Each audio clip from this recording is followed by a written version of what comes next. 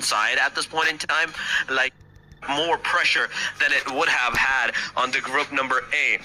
So group number B, you need to be consistent with those early frags, early engagements, and some of the teams that are at the very bottom, like less than 10 points that they have, they need to start their day with a very big bang, with aggression. There is no other way for them to like cement themselves a chance to secure that top 3 spot other than going on the aggressive spree. Oh, they really have to start strong. I mean, if they really want to catch up with the numbers, you know, from those teams that are already at the top here, they need to do something extraordinary. You know, like the big bang. You know, the biggest bang that they could come up with, because we don't really have that enough matches. You know, for this to turn into a marathon. Again, this is more of a sprint here. 12 matches, and you know, sometimes it's not enough. But then again, that's the rule of the competition that we have. 6 matches, and if you want to catch up, I think you need to do that.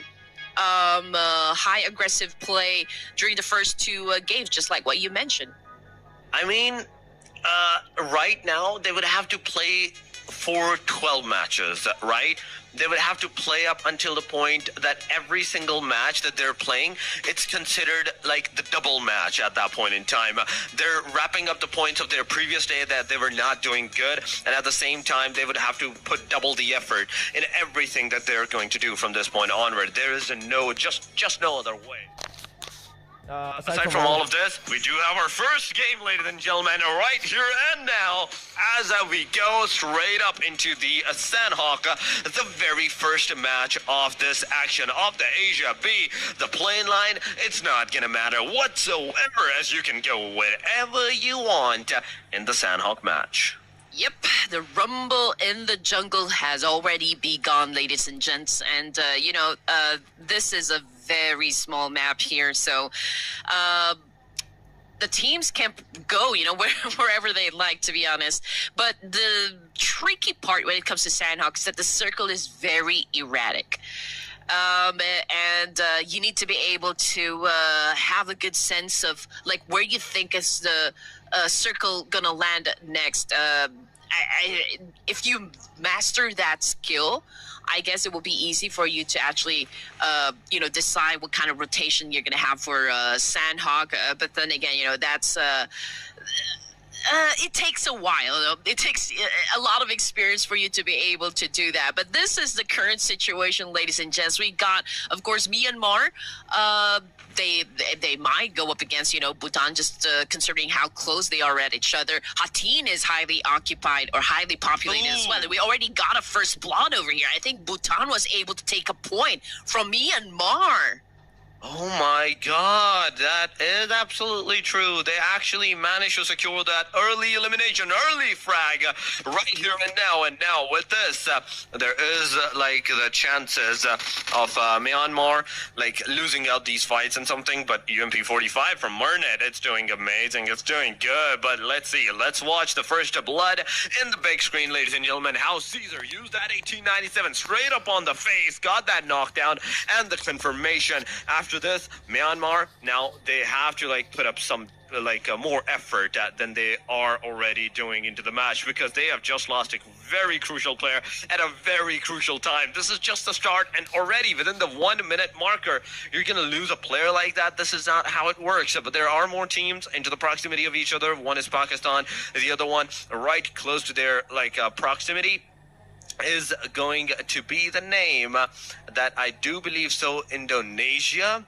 Right now, and Indonesia, as they're like forming a little bit to the backside, they're ready to they're getting ready to disengage from this fight, from what I can see. Okay, I mean, Pakistan is ready for this fight. We got Falak, you know, being far away from the rest of the team here. He's the one probably giving all the shot calls here, just trying to gauge the situation and probably getting some more information before they move forward with the plan. But for Indonesia, I feel like it's the same game plan, you know. Both teams are quite passive at the moment. But perhaps they are trying to set traps up against each other, but it's a standoff, so it may take a while still. But in the meantime, we're looking at Myanmar, and just like what happened moments ago, Bhutan was able to take a player from Myanmar, so that puts them at a disadvantage. So let's see if Bhutan can actually do a follow through over here. For the kill feed, though, it's Japan versus Indonesia, and Rumi confirmation. He's already out of the game here. Oh my god, I mean, this lobby is going way too chaotic today. We're seeing some early fights, ladies and gentlemen. We're seeing some early clashments right here and now, as Japan is also going to lose one of their players. The situation has kind of turned away from the Japan side, so they will have to go for a slight bit of different pace, different strategies of what they were doing before. But aside from all of this action, the circle is actually going to go towards the Alpha Island. I do love the fact that, okay, it has gone to the Alpha Island, but also the playable area, the playable zone, there is a very big river in between separating these three islands. It is still there, and there is a possibility. There's a slight possibility, Andy, in my eyes, that the circle might take a hard shift towards the main island or the southern side island. But here we go, Myanmar, they're ready. QBZ in the hand. There is also an AUG, but QBZ in the long ranges, 41 bullets. Can you get a connection? This is the first question, because if you do manage to get a connection, you will absolutely go for that confirmation. But look at the kill feed. We're seeing constant fights happening throughout the areas. Yep, and that was a great shot from Romeo, because he evened out the playing field, down to 3v3. So I guess Myanmar is just trying to take down the opposition limb by limb. But you know what? There is another player that came to play and join into the mixer. That would be the boys of Hong Kong, China this time. And it doesn't look good onto the side of Myanmar, since they got sandwiched in between. So they now have to manage two teams here. They will have to manage two teams, and Timor-Leste, finally, whoa, we have this team, ladies and gentlemen, ready to take that action. The first initial frag that we're seeing from the Hong Kong, China as well. They're also shooting at the Myanmar's players right now. In fact, not Myanmar's players. It is BHU that is getting a shot right at this point in time, but the connections are not making its way. The connections are not coming in, but finally, some knockouts, some casualties coming around. China on the top of the mountain, looking also at the Hong Kong, in fact, Japan on the top of the mountain, looking at the Hong Kong, China at this point in time. The one wrong slight mistake from anybody, it's going to punish them so hard. Japan ready, mountaintop. There is like no chance of survival. If they get a knockdown, there is absolutely no chance of survival whatsoever, as they're so further away from each other. Yeah, so they need to be careful not to overextend their peak as well. I mean, they do have the advantage of being, at the high grounds. But then again, if you get knocked down, it will be difficult, for the rest of the team to pick you up. But in the meantime, okay, we're looking at Vietnam. Still a complete squad over here. They're over at Camp Alpha. No gunshots just yet, or no altercations happening just yet. Teams are more focused on getting to their perfect location so that they could take advantage, up against the rest of the teams here. After all, this is a battle royale. Myanmar, however, already suffered 2 casualties, and Hong Kong, China was able to take one from Bhutan. So this is kind of a slow back and forth trade happening between 3 teams here. But Japai, man, he just got sent back to the lobby here. He did. JP, he definitely got sent back to the lobby. But at this point in time, we're still seeing the fights that can potentially happen at this point in time, at this point in contestation. So whatever is happening, I'm loving it. I'm loving every single part of this aggression that we're facing, that we're seeing by all of these teams. So far, Pakistan is on our screen once again. They're close to the proximity of Indonesia, and the fight, they are not starting. Nobody's starting the fights, but they are ready to initiate and execute the action the moment it's going going to present itself to these players. Pakistan T24 OP with a 4-time scope. He's looking at the proximities into the long ranges areas that, okay, if there is someone over there, he's going to find the player down. He's going to shoot him down, get him eliminated. But T24 now forming together with his team member, all the 4 players of the Pakistan, they're going to come together once again, form up a full cluster of 4-man, and maybe from that point onward, they're going to either think of aggressing maybe on the team or leaving the premises. I think they're not interested to fight at all, or maybe they're just creating a distance over here up against Indonesia. Probably, you know, for Team Pakistan, they're gonna wait for the circle to really shrink before they get into any engagements. But this is kind of a hard circle, I can say, because we've got all 3 islands, you know, included in the safe zone. Now Nepal, ooh, another very good start for the team here. We got one of them currently knocked down on the ground here, courtesy of Malaysia. And as you can see on the screen here, Caleb is not, you know, leaving his teammate. He's making sure that nobody will get close to him to take that point, and that is a good mid-man situation right there coming from K-Lick. Yep, Cluck is ready to take that initials, but whoa, what am I saying, Sri Lanka? I mean, I don't complain. I don't complain in any of these. The more chaotic you're going, the more like out of the box you're thinking, the more I love it at this point in time. Every single strategy counts. Whether you're getting the points is the main thing that you have to be really thinking of, that, okay, you're getting it. But Hong Kong, China, wait a minute. They just took down one of the players of the team Pakistan. That's a knockdown coming up. But Indonesia, now close to the Sri Lanka side. We do have to see when the fight is going to occur and how the fight is going to actually initiate. The grenade is not making any connection. Indonesia, be very careful on what you're doing at this point in time, man. The second grenade comes into the face of the player, and there we have it. That's a knockdown. That is going to go into the confirmation. Badella finally dropping down back into the sea, and Thab slowly approaching this situation. There is no way that Team Wheaties, Indonesia's player, is not going to seize this opportunity to take down the player that is in the water. Come on, Potato on the different angle. He is making sure that every single player is right now is on his side. He's focusing on him. But wait, they're finally going to go loot that airdrop. Whoa, wait a second. Sandhawk and airdrop getting looted? That's one thing, but there we go. Consulate coming in. Tabs getting down, and Indonesia securing their second elimination. But Potato alongside of Consulate, the only 2 players remaining into the match, and 1 player actually outside of the blue zone. Adilla ready with that grenade. He's gonna throw it up, but unfortunately the grenade is not gonna reach it that far into the back. Potato did an extremely good job here, buying some time, you know, for the rest of the team to recuperate. I mean, he kept them at bay, that is for sure. And Indonesia obviously was able to turn the tables up against Sri Lanka. But then again, you know, we're still talking about 3 more players repping up Sri Lanka over here. They're now done with the reset, so they're probably just, you know, maybe calculating the risk on how to take down Indonesia at this point. But they have to do it fast because, you know, they're already tanking the blue here, and Indonesia seems not to be interested to go into a fight here anymore. But then again, they will have to still go through Sri Lanka if they want to step into the safe zone, or maybe go back to Hattin and face Team Pakistan. But coming off from the kill feed, it's Chinese Taipei at the moment. We got Malaysia, Timor-Leste in an altercation as well. The fight's happening, ladies and gentlemen. The Sandhawk is finally going on the aggressive side. We're seeing Pakistan losing their players. We're also seeing Bangladesh losing their players into the proximity of the areas. But Chinese Taipei ready with that UMP-45, 30 bullets lock and loaded. Come on, Fusker, it is your time. It is your time to go forward, initiate those frags, and secure that elimination number.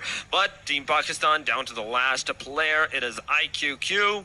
The solo hope for the team. He is at the northern corner of the safe zone area. So far, he is still alive, and he is still like surviving and thriving for the team, but he's the only guy that's remaining. He's the only guy that's surviving. One wrong move, even a slight mistake from anything that he's going to do, and that's going to cost him big. Already, Team Pakistan is struggling into the overall chart leaderboard, and mistakes like these, losing their players early on into the matches, it's actually going to hurt you even more and more and more. But Malaysia, so far, 2 eliminations, not a single player on the casualty side.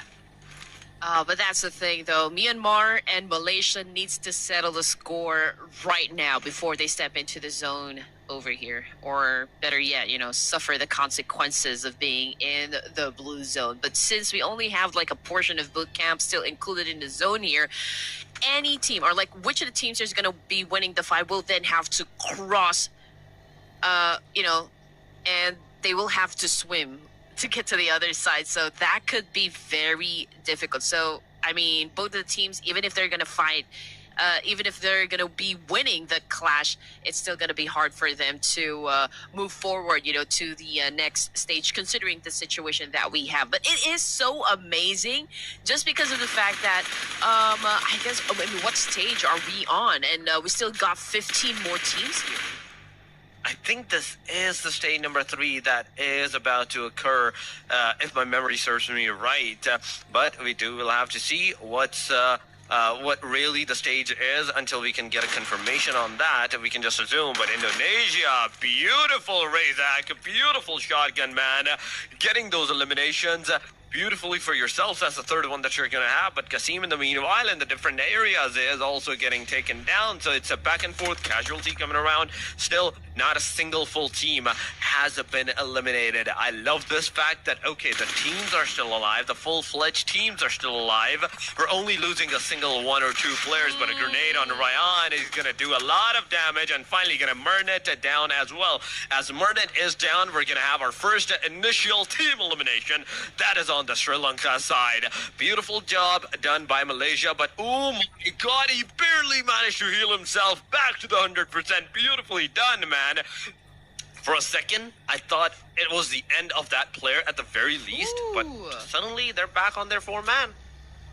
Yep, Timor-Leste and also Vietnam is trying to settle their conflict, but I think Timor-Leste is about to get eliminated. Yes, they have been eliminated. So we're looking at 13 teams remaining over here, and again, Myanmar and Malaysia is not done, with trying to settle the score, and it's really going to be difficult this time. I mean,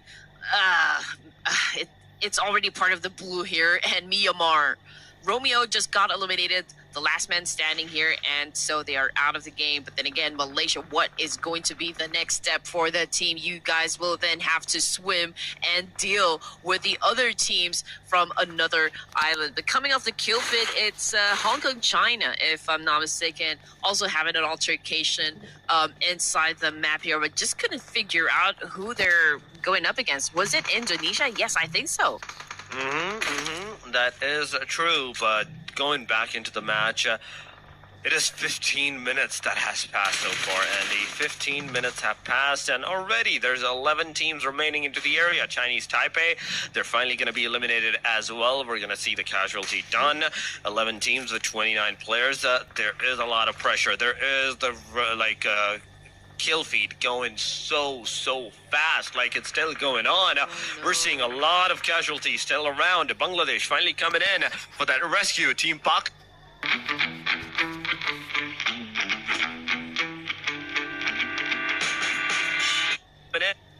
to the down, absolutely destroying his own self. We also have Claw that is being taken out by the hand of Malaysia. Japan on our screen with 2 elimination, 2 frags so far, but 2 frags are not going to help them so far, man. Come on, you need to have more and more frags for yourself. Bhutan, Paytar so far on our screen. Slowly everybody is cementing themselves in a safe side area because of the fact that state number 5 is this small of a radius, this small of a circle. Majority of it is actually outskirts, like it's completely into the open. It's as it's completely like fully into the open, the chances of survival, it comes down so much. But here we go, Malaysia finally receiving some damage on their own side, as well as only 2 players are remaining, and those 2 players, everything is riding on them. Nepal just got eliminated, which brings us down to just 8 teams remaining over here. And if Malaysia would want to stay in the competition, they know they will have to challenge the Bhutan boys for that very compound. I think they do have a chance, to be honest, since we're looking at 3 players. Now make that 2. Okay, so this is going to be a 2v2 situation. I think pretty much they can handle snagging that compound out of Bhutan, but let's just wait and see. But in the meantime, we got Kaluk over here challenging up the boys of Thailand. He was able to take that one, and he was able to get that point. And now we're looking at 5 points in the back end with 3. Kaluk has the most number of points here. He definitely has a decent number of eliminations for himself, but Nicky, he's low. He's getting some damage, and if he's not careful, it can also be the demise of the player as well. So whatever you're doing right now, do really on the caution side. But finally, Nicky's going to be down. It's a confirmation on Nicky, and that was a third party. That was a steal of elimination. Thailand is down to the very last guy, and that last guy, he's completely like all alone into the area. I don't think there's a chance of him getting that survival point more for himself. It is the top 8. You may only get like 1 survival point from this point onward, but we're seeing a lot of casualties. Now more coming around as, oh no, that is Vietnam losing their players, but also Boiti. In all of this amidst, he's also going to secure some elimination. Bangladesh receiving some damage. 6-9, you can see the number of damage that has been done on this guy. He was low. He healed himself. He has those compounds. So they're still chill. They're still comfortable into the areas. But we have Chinese, in fact, Hong Kong, China versus Vietnam going on into the kill feed. There's also Japan in the midst of all of this doing a third party. No way. This small of a radius, these many teams, and everybody is like on everybody's tail at this point in time. You're not safe no matter where you go, no matter where you're holding your positions. Rinto, he's finally going to be eliminated. There was no chance of the player survival, but Hayato alongside of Rinto, both players of Japan, in fact, is going to go taken down. Valentine here, S12K versus GBS. It is 5 bullets. A reload comes in, and Come on, push. At this point in time, just push. 3 bullets, 2 bullets, 1 bullet, and there we have it. He's going to finally have that elimination, and Brunei is going to have those elimination number for themselves at the very least, but still on the hashtag number 11 is not going to cut them off. Kenji, the final hope from Japan's side. That's 1 player. I don't know where the second player is right now residing, and Rinto, that was knocked down, finally eliminated. So Kenji, it is the final and only hope from the side of Japan. Hong Kong, China also has a solo player for the survival. We also have Brunei with a solo. Then everybody else, like it's Bhutan, it's Bangladesh, it is Malaysia, they're down to a duo.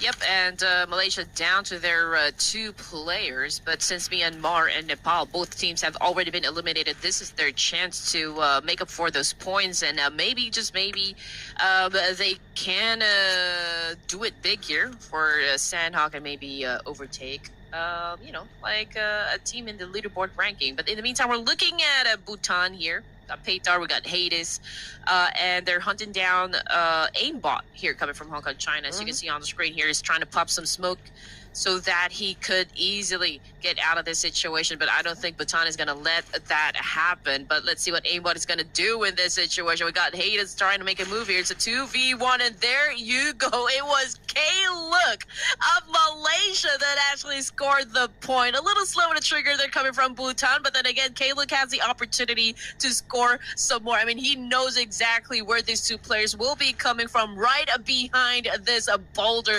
and they are going to flush them out with a nade, and a Kaluk with an accurate one. Malaysia bags 9 points now.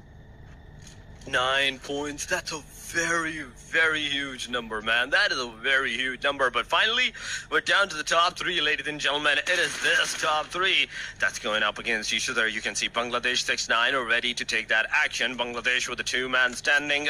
It is a 2 versus 1 fight. Brunei, Darussalam in the front lines. The Molotov is going to come. The sprays are also approaching the player.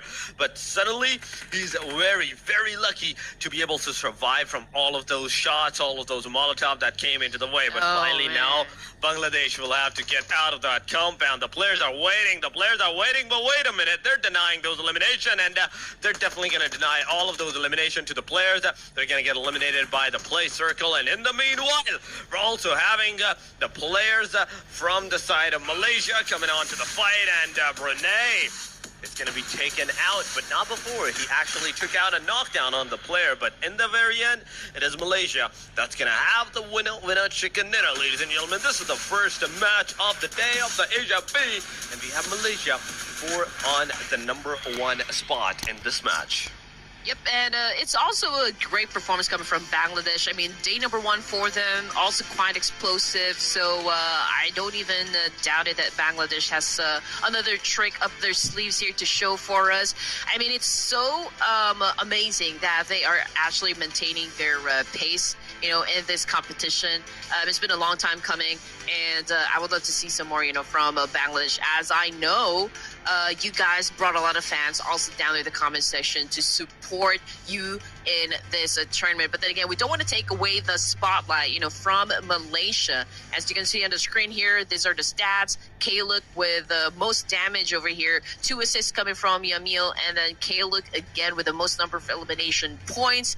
And the total for this team is actually 10 elimination points plus chicken dinner, so you are looking at a whopping 20 points just for Sandhawk. So what a way to start the matches for this evening.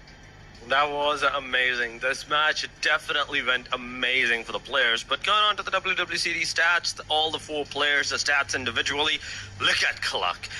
8 eliminations individually. He is the MVP of the match at the very least, I can say that for sure. But 652 damage, you definitely saw some elimination from somebody. But we have Yamil in the meanwhile with 0 elimination and 249 damage. I can see where those elimination definitely came in from. Aside from all of this, we also, wait a minute, we also have Kasim. 1 elimination, 0 damage. Whoa, how?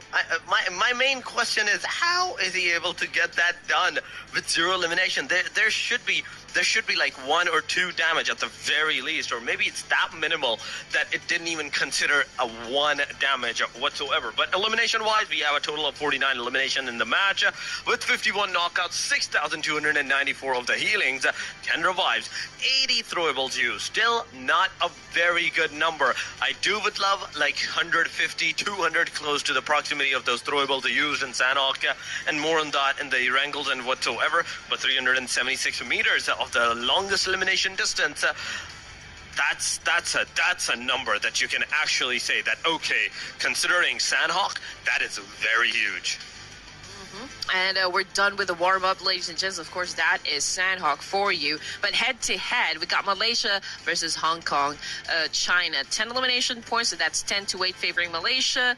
Damage output, still Malaysia here. If you're going to be looking at the numbers,